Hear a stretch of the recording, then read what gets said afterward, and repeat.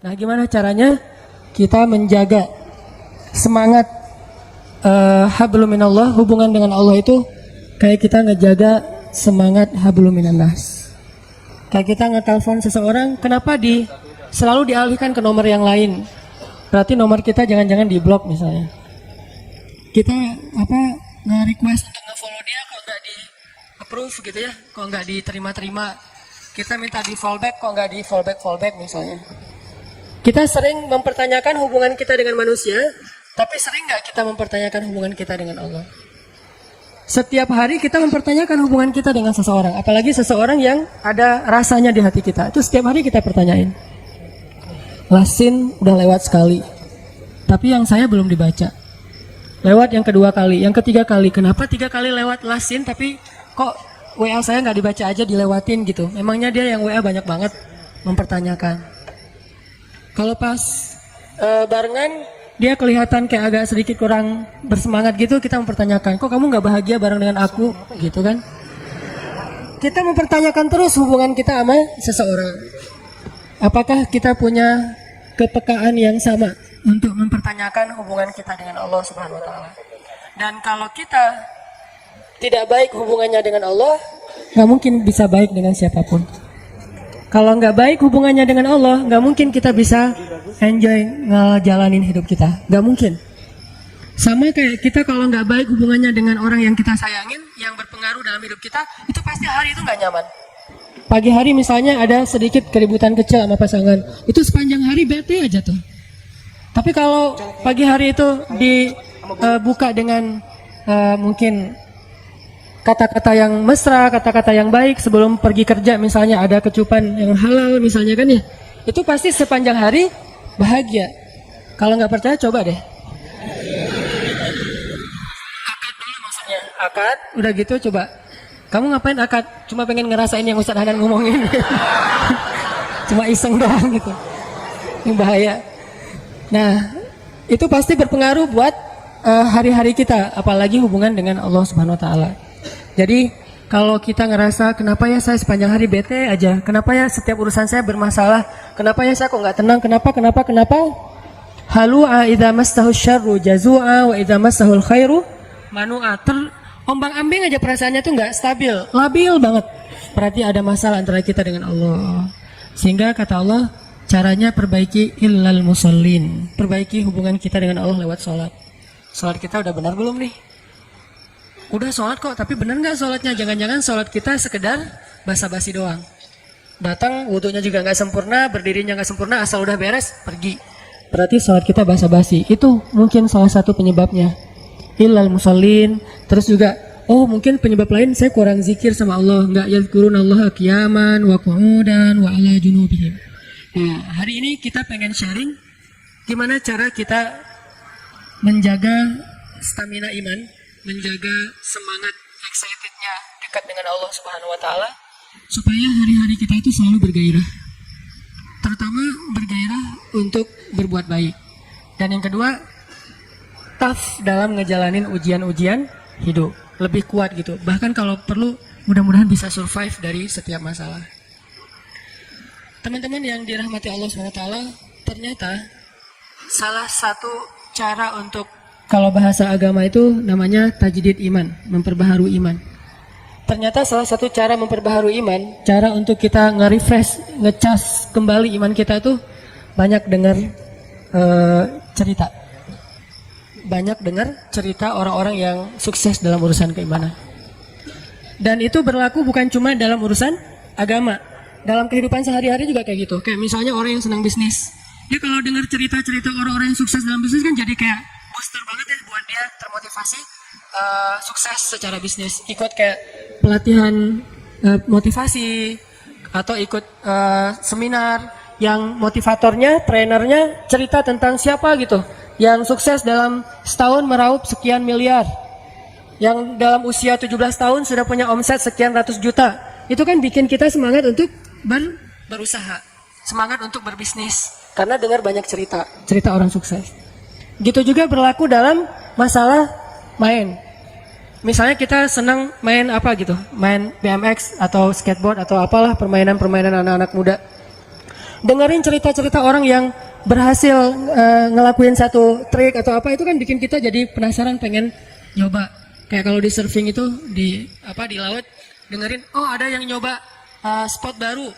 Di sana tuh ombaknya barrel misalnya, atau apa, cerita-cerita tentang menaklukkan satu spot, satu poin ombak, sehingga kita jadi penasaran, aduh pengen ya bisa kayak dia, aduh pengen ya bisa senyaman dia di atas papan, aduh pengen ya bisa seperti dia pas bunny hopnya BMX misalnya, aduh pengen kayak dia ya touring keluar kota. Selalu jadi kepengen karena dengar cerita. Termasuk kuliner juga itu, di sana ada soto Betawi enak, di sana ada ini ada itu segala macam, bikin kita semangat. Itu juga dalam urusan agama. Dan itu juga yang terjadi dalam urusan cinta. Kita nonton film.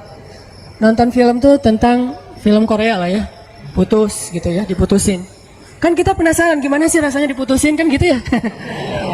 Bukan rasanya jadian, rasanya diputusin. Kok gua nggak pernah diputusin, orang jadian juga nggak pernah gitu.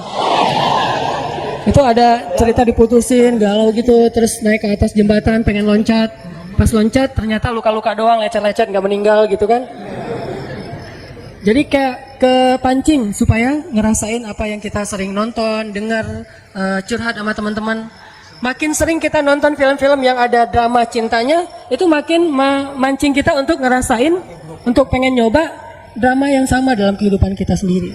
Apalagi film-film yang romance gitu, tentang romantis dan segala macam, itu pasti pengen bikin kita, aduh seru ya, ada yang perhatiin, seru ya kalau bisa kayak gitu, jalan-jalan kemana segala macam. Nah ini artinya cerita qasas dalam bahasa Al-Quran itu ada pengaruhnya, ibrah, memberi asar, memberi pengaruh dalam diri kita. Sehingga sepertiga dari isi Al-Quran itu bahkan lebih adalah kisah. Sampai kalau kita baca story behind the surat Yusuf, kan surat Yusuf itu isinya cerita Nabi Yusuf. Itu story di balik turunnya surat Yusuf. Itu para sahabat lagi bosan baca ayat-ayat yang sifatnya perintah larangan.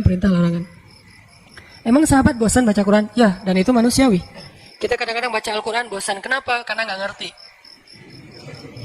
Ada juga tuh yang baru hijrah, tatonya banyak banget. Tapi giliran sholat, yang paling duluan nangis. Soalnya imamnya kelamaan. Subhanallah nih, tatonya banyak, sholat tahajud nangis duluan. Saya juga yang jadi imam merasa kayak cemburu gitu, iri. Kok dia duluan nangis ya, saya nggak bisa nangis. Pas sudah selesai, kenapa duluan nangis? Ustadz bacanya panjang banget. Oh iya. Masalahnya di situ. Nah, di Al-Quran tuh ada ayat yang sifatnya perintah, ya ayyuhalladzina amanu kutiba alaikumusiyam aqimis shalah dan seterusnya. Ada larangan, la takulur riba dan seterusnya. Para sahabat kayak ngerasa monoton gitu, nggak ada variasinya. Akhirnya para sahabat datang ke Nabi, ya Rasul, ada ayat yang model-model lain nggak gitu? Ayat model gimana? Ya jangan gini-gini aja, pengen yang sesuatu yang baru gitu ya Rasul. Bukannya nggak enak kan bilang bosan sama Al-Quran, kan nggak enak tuh. Cuman ya emang bosan sih gitu. Sifat manusia, bukan Al-Qurannya membosankan ya, manusianya yang gampang bosan karena imannya lemah, karena lagi naik turun iman teh. Akhirnya turunlah surat Yusuf, yang Allah menyampaikan kisah terbaik di dalam Al-Quran supaya para sahabat lebih bahagia lagi, lebih semangat lagi membaca Al-Quran. Dan mendengar kisah itu universal banget tuh nilainya. Kita nggak akan terjebak dengan perdebatan fikih, kita nggak akan terjebak dengan mazhab-mazhab, walaupun itu juga kebaikan, cuman kadang-kadang ada orang yang menyikapinya nggak bijak. Kalau kisah, insya Allah universal. Semua orang bisa mengambil pelajaran tanpa harus melihat dari mazhab apa, lintas pemahaman, tafsir, segala macam, enggak. Karena kisah itu sifatnya sesuatu yang bisa diambil pelajarannya oleh siapapun. Makanya hari ini kita pengen dengerin beberapa kisah yang mudah-mudahan bisa mentajdid, mengecas kembali iman kita, dan pulang dari sini lebih semangat lagi dalam beramal soleh. Kalau beramal soleh ke Allah itu ibadah, zikir. Kalau beramal soleh ke manusia itu berakhlak mulia, terutama kepada orang tua. Jangan sampai kita dikenal orang yang baru hijrah, tapi malah disayangkan karena akhlaknya nggak bertambah baik. Harusnya makin hijrah, orang-orang di sekeliling kita tuh kayak makin ngerasa dapat banyak manfaat dari kita, dapat kebaikan dari kita. Ini berarti kita hijrahnya insya Allah sudah on the track. Semakin banyak ngaji, semakin baik akhlak. Jangan semakin banyak ngaji susah senyum. Makin rajin ngaji, makin rajin senyum. Tapi jangan salah senyumnya ya, bahaya. Senyumnya senyum yang ke teman aja, jangan diposting. Pertama saya pengen ngisahin tentang Umar bin Khattab. Umar bin Khattab itu salah satu hobi beliau dengar kisah. Itu yang bikin iman Umar bin Khattab itu luar biasa. Hobinya itu dengar kisah. Kalau ada orang yang menurut Umar kayaknya ini lebih senior, lebih soleh, lebih berpengalaman, Umar langsung duduk. Pak, tolong beri saya nasihat, beri saya kisah. Suka dengar kayak gitu. Suatu hari Umar nemu seorang ayah yang sama anaknya itu apet banget, sama anaknya itu kayak dekat banget, sayang banget ke anak laki-lakinya. Dan nggak sewajarnya kayak gitu, saking sayangnya ke anak laki-laki. Akhirnya Umar nanya, Bapak ada cerita apa dengan anaknya ini? Si bapak ini cerita, ya Amirul Mukminin, saya tuh pernah dulu ketika istri saya sedang hamil, saya dapat panggilan berjihad. Kan di zaman sahabat dulu ada wamil ya, wajib militer. Jadi semua laki-laki harus ikut membela negara. Saya dapat panggilan berjihad. Sedangkan istri saya sedang hamil tua. Saya galau antara berangkat atau absen nungguin istri ngelahirin. Saya tanya ke istri saya, kata istri saya, Mas kan udah sering ikut jihad, sekali-kali ini coba minta izin kepada komandan, kepada panglima supaya menunggui istrinya yang mau ngelahirin. Istrinya nggak rela suaminya berangkat, tapi suaminya berat hati pengen membela agama Allah, membela negara. Setelah istikharah, tanya sana sini, akhirnya suaminya memutuskan saya harus berangkat. Urusan kamu saya serahkan kepada Allah Subhanahu wa taala. Akhirnya dia pun berangkat. Sebelum berangkat dia doa. Dia pegang perut istrinya, dia usap-usap sambil dia katakan, ya Allah, saya titipkan bayi saya ini kepada Engkau. Engkaulah sebaik-baik yang menjaga perangkatnya. Berangkat beberapa hari kemudian dengar kabar istrinya meninggal dunia. Dia langsung minta izin, diizinkan pulang lagi ke Madinah. Sampai di Madinah dia lihat rumahnya kosong, dia cari kuburan istrinya. Pas dia pergi ke kuburan istrinya, dia melihat kuburan itu ngeluarin asap. Kayak ada yang dibakar di dalam kuburan teh, ngeluarin asap. Terus Umar nanya ke tetangga, apakah istri saya berzina ketika saya tinggalkan? Kata tetangga, enggak, dia perempuan yang menjaga diri. Apakah istri saya berhutang yang belum dibayar? Kata tetangga, tidak, kalaupun ada sudah kami ikhlaskan. Apakah istri saya melakukan dosa ketika saya tinggalkan, mungkin menggibah atau dukun segala macam? Kata tetangga, tidak, dia perempuan yang solihah. Terus apa masalahnya? Kenapa dia kayak dibakar dalam kuburnya, keluarin asap dari kubur itu? Penasaran, akhirnya kuburannya digali sama masyarakat. Pas digali ditemukan istrinya sedang duduk di dalam kuburan sambil memangku bayinya, menggendong bayinya. Bayinya masih hidup, istrinya sudah wafat. Padahal tadi peninggalnya belum ngelahirin. Jadi ngelahirinnya di dalam kuburan. Dia duduk gini, dan kalau zaman sekarang pasti udah pada lari ya. Atau masuk ke majalah tertentu gitu dengan judul azab kubur gitu kan. Nah, orang-orang pada heran ngelihat bayinya masih hidup, menangis, dan istrinya duduk dalam keadaan tidak bernyawa. Diambil bayi itu, istrinya dikuburkan kembali. Ternyata istrinya bukan diazab, itu tanda-tanda dari Allah supaya digali kuburannya dan melihat kebesaran Allah. Waktu itu laki-laki ini menangis dan beristighfar minta ampun kepada Allah. Orang-orang heran nanya, kenapa? Apa dosa kamu kok minta ampun? Dia bilang, saya berburuk sangka kepada Allah. Gimana berburuk sangkanya? Sebelum saya berangkat berjihad, saya mengusap perut istri saya katakan, ya Allah, saya titipkan bayi saya kepadamu, Engkau sebaik-baik penjaga. Saya nggak mengatakan bayi saya dan istri saya. Karena saya pikir istri saya sudah dewasa, bisa menjaga dirinya. Sedangkan bayi masih lemah dan dia butuh penjagaan Allah. Saya berburuk sangka kepada Allah. Saya pikir manusia bisa menjaga diri, sementara bayi tidak. Orang dewasa bisa, sehingga Allah hanya menyelamatkan apa yang saya titipkan dan membiarkan apa yang saya tidak. Aku tergantung prasangka hambaku kepadaku. Ana indaknya abdi bi. Kalau kita tawakal ke Allahnya 100%, Allah nolongnya 100%. Dan ukuran persentase itu yang tahu cuma kita, karena di hati kita itu yang muncul. Ada satu titik keraguan, berarti kurang dari 100%. Keraguan itu memperlambat datangnya pertolongan dan keajaiban dari Allah. Makanya aku tergantung prasangka hambaku kepadaku. Kenapa ada orang di zaman dulu tuh kayak dapat karomah, keajaiban-keajaiban dalam hidupnya. Kayak nggak mungkin terjadi secara logika dan ilmiah. Karena memang dia yakinnya ke Allah itu 100%. Apakah kalau kayak gitu kita nggak perlu ikhtiar? Perlu, tapi ikhtiar nggak ada hubungannya dengan keyakinan. Ikhtiar itu hubungannya dengan kewajiban. Allah yang suruh ikhtiar, tapi yakin berhasil apa enggak Itu urusan yang kedua, urusan hati antara kita dengan Allah Subhanahu wa taala. Kayak kita minum obat. Tentunya kita harus beli obat yang paling bagus, dokter yang paling recommended, yang spesialis. Oke, itu ikhtiar.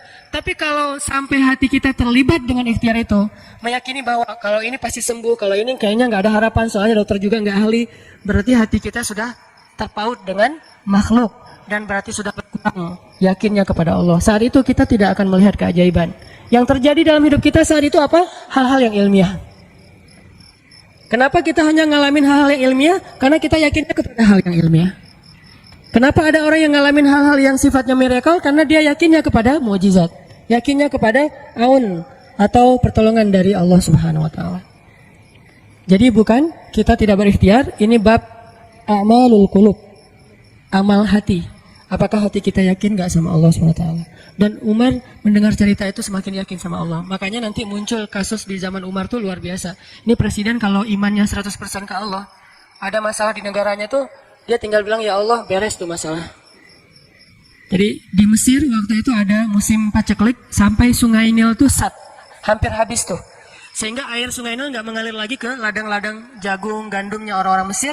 Dan orang Mesir yang dulunya menyembah anak sapi betina, mulai syirik lagi nih. Mulai berpikir, kalau kayak gini mah sama aja. Setelah Islam datang kita tetap aja susah, paceklik. Mending kita doa lagi ke nenek moyang kita, dewa-dewa yang dulu. Gubernur Mesir yang namanya Amr bin As waktu itu ngirim surat kepada Umar ke Madinah. Ya Amirul Mukminin, Mesir sedang diuji oleh Allah dengan kekeringan. Dan masyarakatnya hampir syirik. Kami mohon bantuan dari pusat, dari Madinah, untuk membantu bagaimana mengatasi kekeringan di Mesir. Begitu surat itu sampai ke Umar bin Khattab, Umar nulis balik surat dalam bentuk doa. Bismillahirrahmanirrahim. Ya Allah, turunkanlah hujan untuk masyarakat rakyat Mesir. Dikirim ini surat ke Mesir. Waktu itu ibu kotanya masih Alexandria, belum Kairo. Dikirim ke Alexandria, malam itu diambil sama Amr bin As. Pas dibaca oleh Amr bin As, Bismillahirrahmanirrahim. Ya Allah, berikan rakyat Mesir hujan yang mencukupi untuk mereka. Saat itu juga hujan turun. Sampai sungai Nil meluap dan menggenangi ladang-ladang jagung dan gandumnya orang-orang Mesir. Dan mereka bertakbir semuanya. Cuman ngirim surat doang dari Amirul Mukminin. Kan enak ya? Coba kalau kita hidup di zaman Umar. Ya Amirul Mukminin, saya belum dapat jodoh. Ya Allah, beri dia jodoh. Beres. Cepet banget loh. Ya Amirul Mukminin, dia nolak saya, ya Allah terimalah, terima. Yang kemarin nolak, hari ini kenapa ya saya jadi serak sama dia gara-gara doa Amirul Mukminin. Ini artinya teman-teman, keajaiban dari yakin kepada Allah itu luar biasa dari kisah Bapak tadi itu. Kalau kita berbaik sangka kepada Allah. Kenapa nggak ikhtiar? Mungkin sudah ikhtiar, bikin pengairan segala macam tapi belum berhasil, yang kurang cuma satu, doa. Doa mungkin udah banyak, tapi belum diijabah karena doa-doa mereka tidak seajaib doanya Umar bin Khattab. Belum lagi Umar berdiri di atas mimbar. Ini mungkin terkenal nih, kejadian dalam perang Qadisiyah kalau nggak salah. Umar lagi khutbah Jumat di Madinah. Kaum muslimin lagi berperang di Irak melawan pasukan Persia, perang Qadisiyah namanya. Irak Madinah itu kan kalau naik pesawat sekitar 2,5 jam, 3 jam. Jauh tuh. Jakarta Medan lah, jauh. Nah, Umar lagi khutbah di atas mimbar, salat Jumat. Tiba-tiba tema khutbahnya tuh ganti gitu. Lagi ngomong tiba-tiba beralih tema. Wahai kaum muslimin, naiklah ke atas bukit itu, baliklah kalian mundur-mundur gitu. Jadi Umar tiba-tiba kayak ngomongin sesuatu yang gak nyambung. Orang-orang heran, nih Umar kenapa? Oh ya udah biarin, namanya juga Umar gitu kan. Dia punya mungkin dia ngelihat setan atau apa, setan kan takut sama Umar. Diem. Udah selesai sholat Jumat, pada datang, ya Amirul Mukminin, tadi apa yang terjadi? Kenapa Amirul Mukminin ngomong sesuatu yang gak nyambung? Kita juga gak ngerti. Kata Amirul Mukminin, saya ngelihat Allah menampakkan kepada saya pasukan Islam di Qadisiyah yang terdesak, hampir habis dibantai sama musuh. Tapi saya ditunjukkan ke sebuah bukit yang mungkin mudah-mudahan itu jadi benteng untuk mereka berlindung. Saya suruh mereka naik. Orang kan gak langsung percaya kan? Bener gitu terjadi kayak gitu. Kalau Rasul ngomong, mungkin aku naik ke langit, Isra Mi'raj. Oke lah, itu aja masih ada yang mendustakan. Ini Umar yang ngomong, bukan Nabi yang dapat wahyu.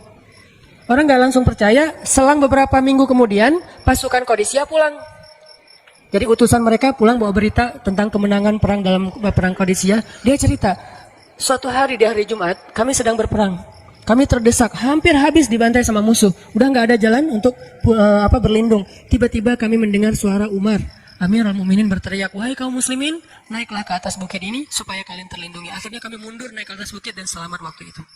Berarti benar-benar terjadi. Kok bisa? Ya, qadarullah. Ini keajaiban iman mereka. Apakah kita bisa mendapatkan pengalaman-pengalaman kayak gini? Bisa, kalau keimanan kita dengan level yang sama. Kalau nggak selevel yang sama pun, minimal kita nusaddid. Kalau kita tidak bisa sama persis, minimal kita berusaha untuk nuqarib, berusaha untuk pengalaman kita nanti walaupun nggak sama persis, mirip-mirip dengan pengalaman mereka. Lagi-lagi bukan berarti tidak berikhtiar.